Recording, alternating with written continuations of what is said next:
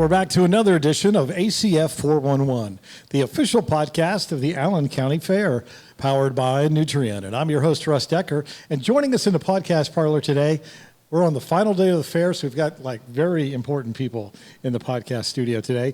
In fact, we have the champion of champions, and we have the reserve champion of champions. So Olivia and Anna, welcome to the podcast studio. Thank you.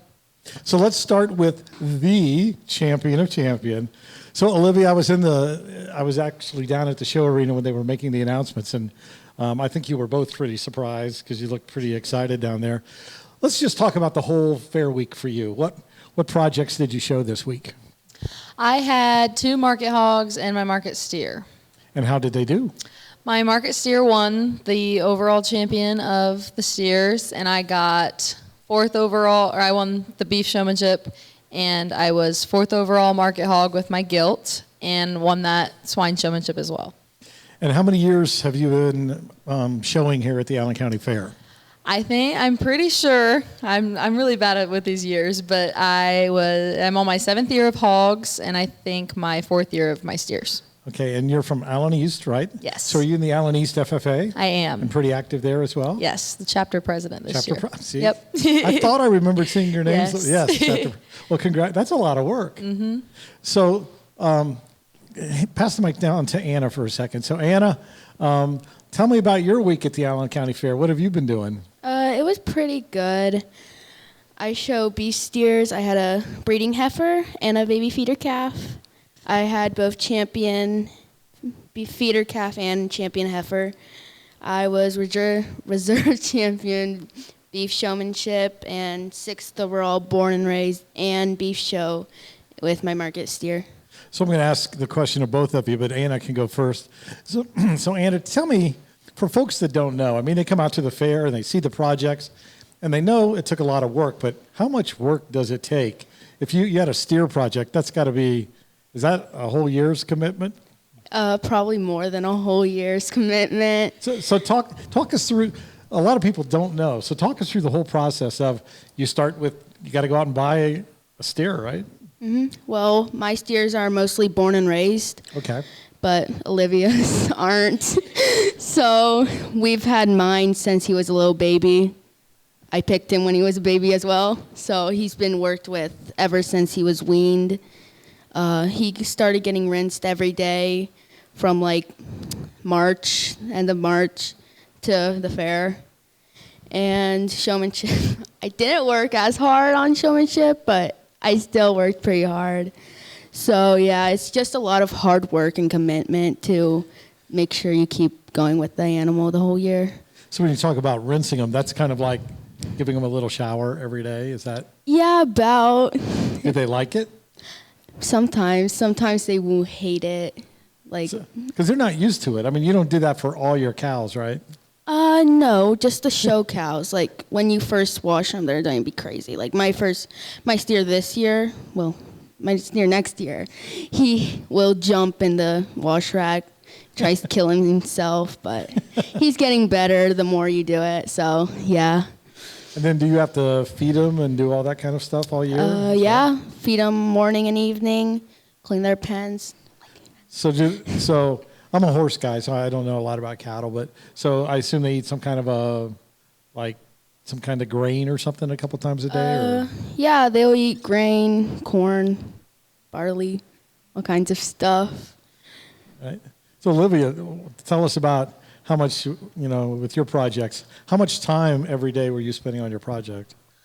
This year, my steer, he wouldn't grow hair as fast as my previous steers. So we got him in about October, and just about every other day until I'd say middle of March, where I started rinsing them every day. And then here in the summer, after I finished school, we went to twice a day. And it was just a lot of, I'd say, probably 2-3 hours per wash. And it takes up a lot of my time in my day, but I enjoy it. So just being in the barn, listening to music, being present with my animal, it's an inseparable bond that you create with those animals, and it's just a really cool thing. So, when you watch you guys in the rings when you're competing, I mean, those are big animals. Mm-hmm. And I would imagine they don't just on their own want to walk behind you and stand nicely for the judges. How long does that process take to get them to the point where you can actually show them effectively? Me and my family, we do jackpot shows throughout the winter, so they get that ring experience. But I know Anna, she works her butt off. Everybody in that steer barn works their butt off just to walk their steers around and work with them with the show stick just to make sure that they will be well acting enough to present them to a judge here at the county fair. So I've got to ask this question, again, not being a cattle person, but have you ever lost one in the ring where they just took off on their own? I'm thinking Anna has.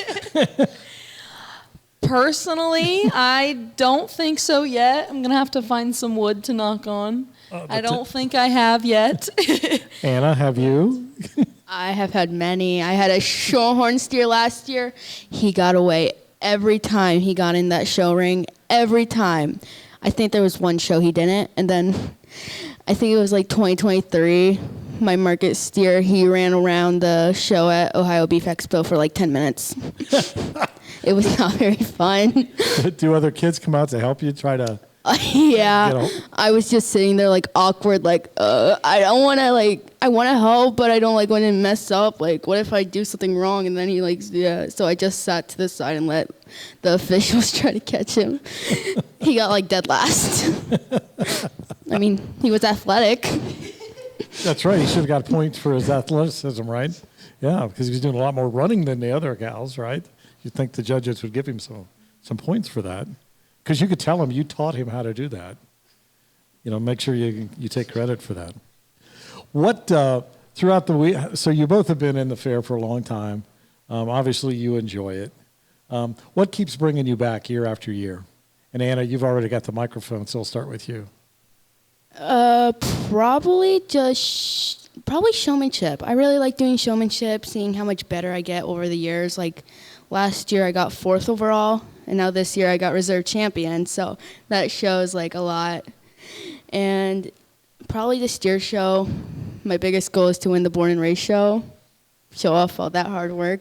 I definitely didn't have a brother who won it, even though he didn't do any work, but we're not going to talk about that. So showmanship is actually when you're leading the animal around the ring and those kinds of things and making it stand for the judge and stuff, which you didn't do apparently last year, right, when it took off. But yeah.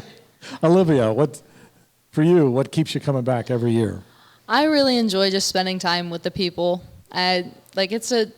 You learn so much about the other people in your community, and we, our beef barn, we don't have as many exhibitors and or family just in that barn, but we're such a tight-knit group, and everybody, you can get help from anybody, you can get advice, and everybody's always proud of each other, and they're always congratulating, and it's such a fun environment to be in, either the hog barn or the beef barn. It's just such an warming, inviting place where I'd like to keep that going on for future generations. All right. And so you are the champion of champions of the 2025 Allen County Fair, so that's pretty neat.